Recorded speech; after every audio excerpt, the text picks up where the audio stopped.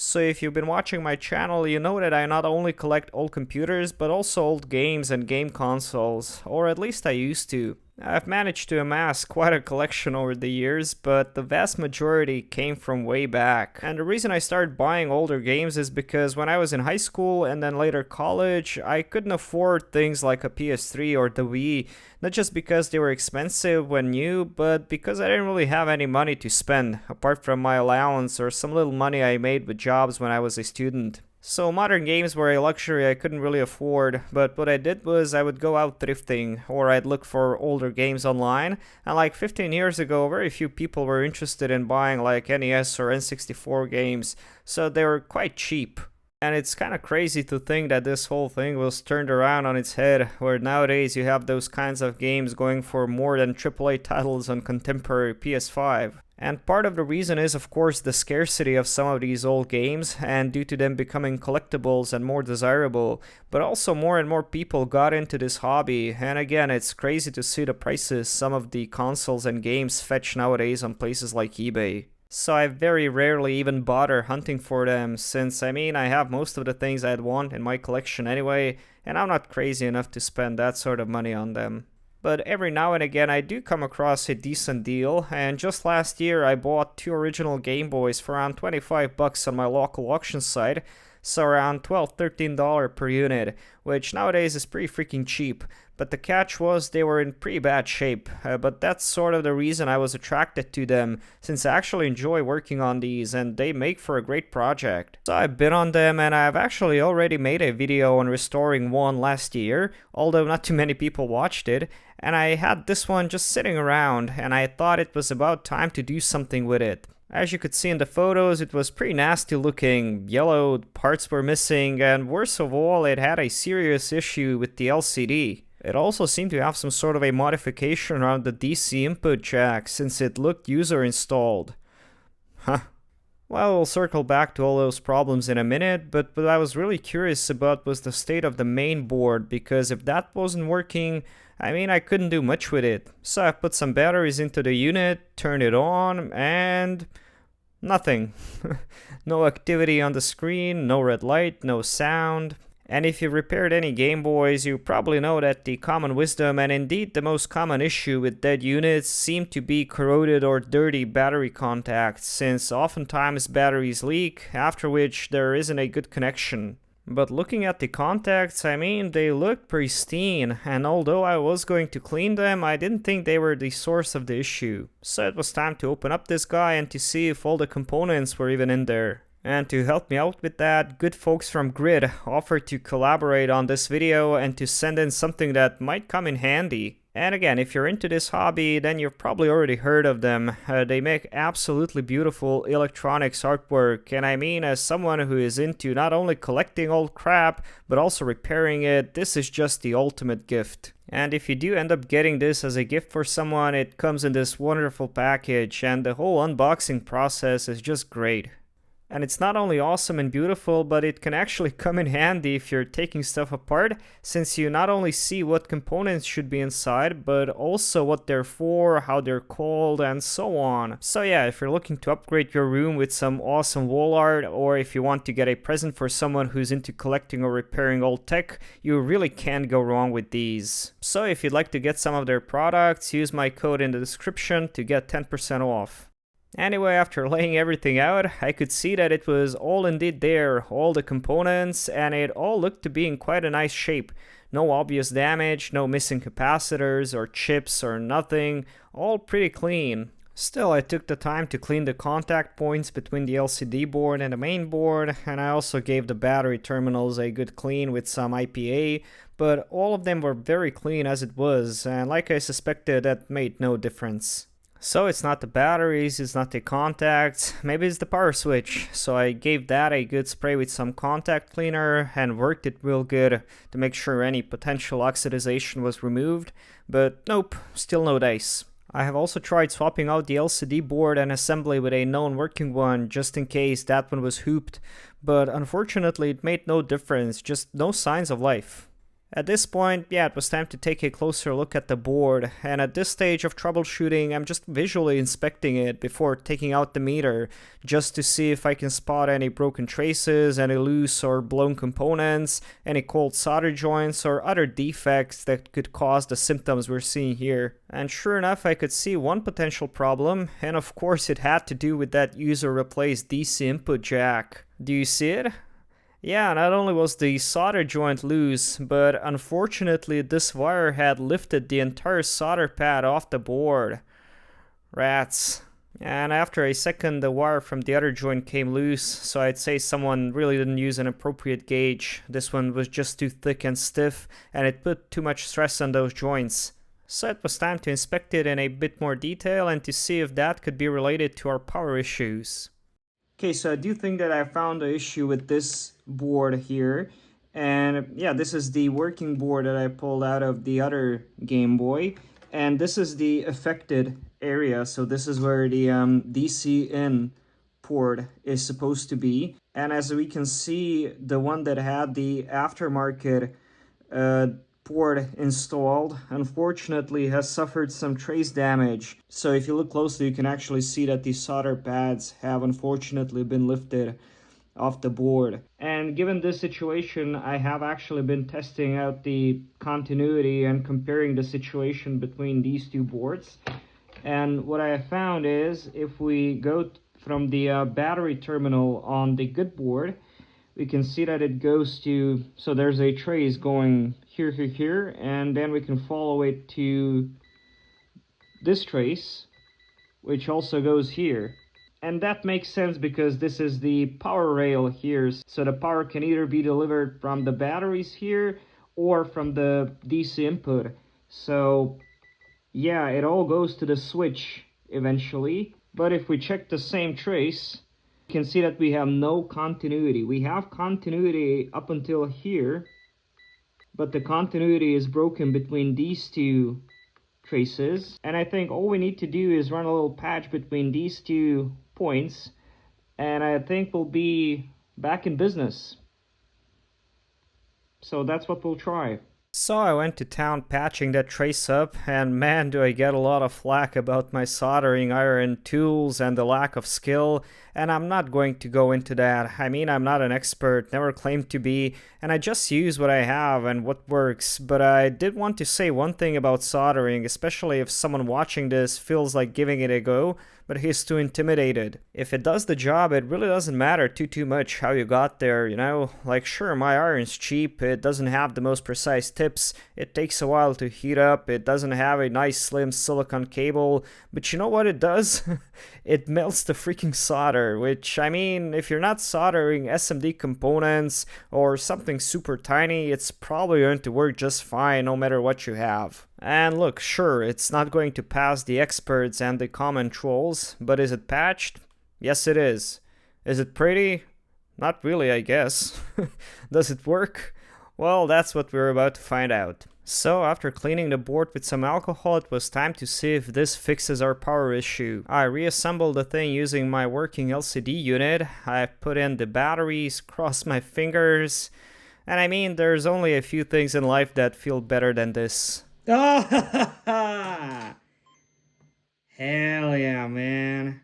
Awesome. Yeah, we got this one fixed, and while it's missing the power in jack at this point, I have owned Game Boys for like 15 years, and I have never once used that DC in port, so I don't see that as too big of an issue. And yeah, at this point we had a working main board, which meant I could move on to the other issues this unit had.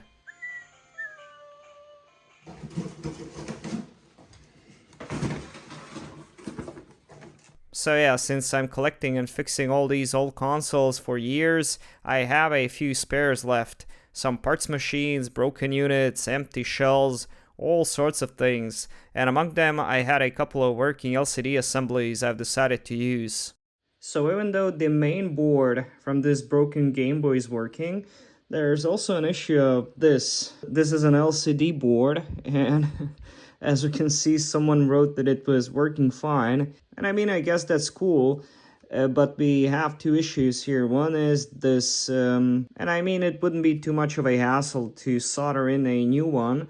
But then there's this, and I mean, the LCD on this one is suffering from something that's sometimes referred to as LCD cancer. And unfortunately, there's just not much we can do about that. And depending on how bad it gets, it may or may not interfere with your gameplay.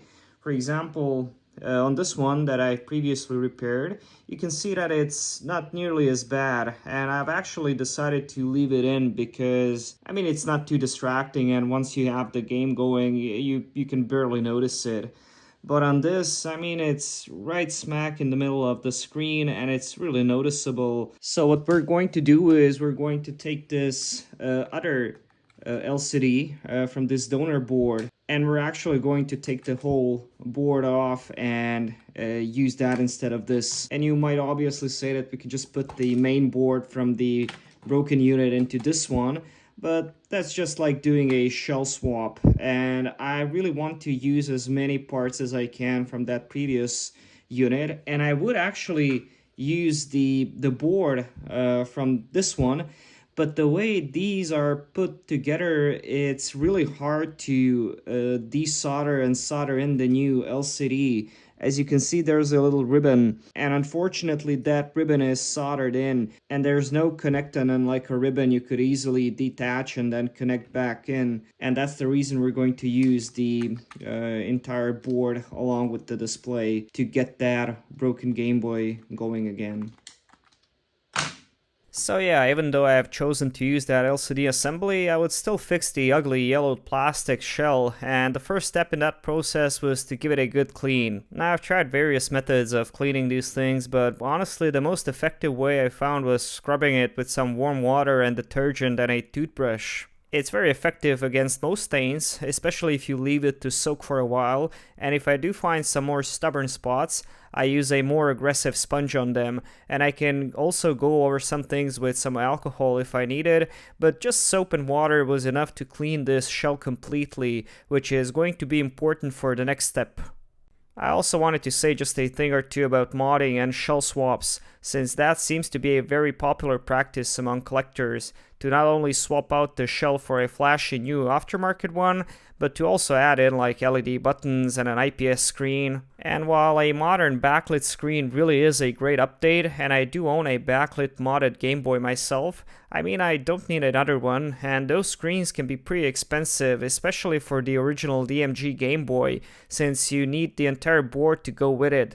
So since I had a working screen I could replace it with, yeah, I chose not to go that route. And I honestly don't care for those other aftermarket cases, shells, buttons, amplifiers, USB-C chargers, and Lord knows what else people are adding to their consoles. I like to preserve them, and if the shell isn't completely destroyed, yeah, there's almost always a way to restore it. So that's what we'll do here, and once the shell was nice and clean, it was time to move on to phase 2.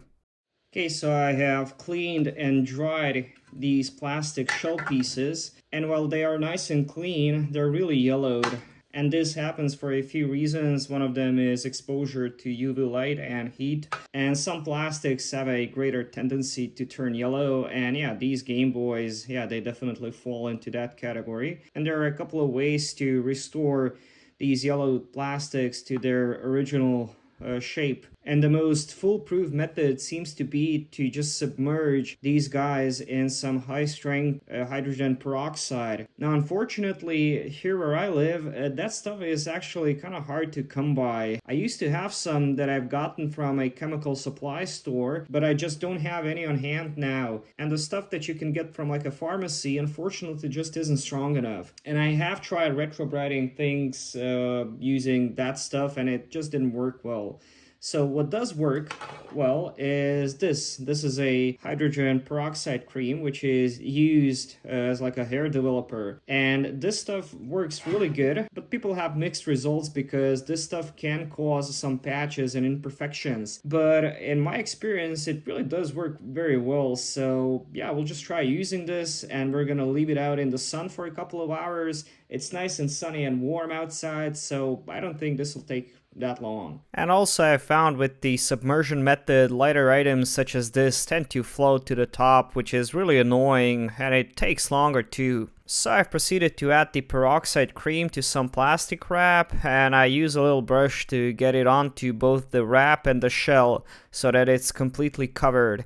After which I lay it out on some sun, and yeah, every half an hour I would massage the cream around to make sure there was even exposure to the chemical so that there's no one spot where it pools up. Last time I did this, I actually used a UV light bulb since it was cold and rainy outside for weeks, and that actually worked quite well, but it took way longer. This method, I took it out after 6 hours, and yeah, I mean, it looks pretty white. And actually comparing it to my other Game Boys I have, I'd say it's the whitest of the bunch. So it worked really well, and no smudges or other issues as well. So after that, the only thing left to do was to put it all back together and see how it looks. I've put in our donor LCD board along with other components such as the little metal shield, and after putting in the batteries, I tested it out, and the screen had horizontal lines. Well, it turns out that the screen that I was going to use had some issues, so I took the other spare that I had, and after testing it, damn, it too had lines, only this time they were vertical and the entire left side of the screen is missing. And that's actually quite common with these old DMGs, and in fact in my previous video I had to deal with the same issue, so I'll show you what you can do to address that. I'll take the one with the vertical lines since it's a bit easier to deal with than horizontal lines, and what causes this basically is the connection failure between that ribbon cable and the actual LCD. So to bring that connection back, we can heat up the traces leading up to the failed portion of the LCD. To do that, I'm using a soldering iron, and since that ribbon is heat resistant, you don't really have to worry about melting it. And if you have a Game Boy with this issue, I'd really suggest giving it a go, since you really have nothing to lose, so it's worth trying out. And I had good luck with it. I fixed quite a few Game Boys in this manner. It takes a while, but eventually you will see the lines coming back, and you can also try applying a little pressure. Now, you might not be able to completely resolve this issue, but you should be able to improve it by quite a lot. And I was actually successful in bringing back all the lines to this old LCD. Even though sometimes this doesn't work permanently, sometimes the lines do disappear, but hey, you can always try doing it again. And in the end, yeah, I was quite happy with the result, but while I was doing all that, I noticed yet another problem, and that's the speaker. Yeah, the sound was really weak and crackly, and that's because the speaker itself was kind of falling apart. It was held together with tape, and yeah, so I decided to swap it out with the one from the board that had the horizontal lines. So I desoldered that and soldered it to my new board with the fixed LCD, after which I was finally able to close the thing back up, hopefully for the last time. I made sure all the surfaces were clean before putting in all the screws. After that, I have glued my spare original LCD glass, or plastic in this case, and I have also installed the battery cover. However, as you can see, it's not as bright and white as the retro brighted shell, but it doesn't really matter. And I mean, seeing this thing looking spiffy after everything, gotta say, it felt really good. So to recap, to get this Game Boy to where it is now, I had to A. Fix the main board. There was that broken trace I had to patch. B. Fix the LCD with the vertical lines on the donor LCD board.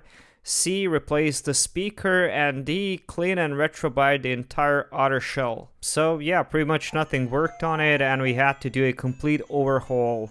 But honestly, it was really fun, mostly because I pretty much knew how to do all of these things, so it wasn't stressful or frustrating, and it only took me like a day to do it all. So if you're looking for a fun weekend project to do on a sunny day, yeah, one of these Game Boys makes for a great learning experience. And yeah, here it is next to the Grid Game Boy, and you can see that it's even brighter than that, so I probably even went a tad overboard with the retro bright, but in my experience after a couple of months it does tend to tone down a bit, so we'll see. And since I have so many of them already, this one is going to my good buddy, who is hopefully going to have a ton of fun with it. And seeing how this guy went from being dirty and broken to playing games and making people happy again, it just brings a smile to my face. And if it brings a smile to your face as well, you might want to check out some of my other videos. I do projects like this every week, sometimes restorations, tech reviews, retrospectives, and all sorts of nerdy stuff. If you'd like to support what I do, you can do so on Patreon for just $1 a month, or more if you'd like. If you'd like to chat with me and other users, you can join our Discord server. All the links will be in the video description. Thanks, and I'll see you again soon. Cheers.